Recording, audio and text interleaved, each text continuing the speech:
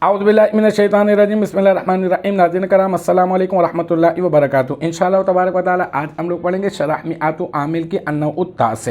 اب تک تقریباً 35 ویڈیوز بنا چکے ہیں انشاءاللہ تبارک و تعالی، یہ ہوگا ہمارا پارٹ نمبر 36، اور ہم بات کر رہے ہیں اسماء افعال کے بارے میں۔ 9 ہوتے ہیں جو امر حاضر کے معنی میں ہوتے ہیں، 6 وہ بڑھا چکا میں آپ کو، جو غائب کا ماضی کے بار بار غائب کا ہی لفظ منہ کے اوپر آ رہا ہے، جو فعل ماضی کے معنی میں ہوتے ہیں ان میں ایک پڑھا چکا، دوسرا کیا ہے وہ ہے سرعانہ، ٹھیک ہے۔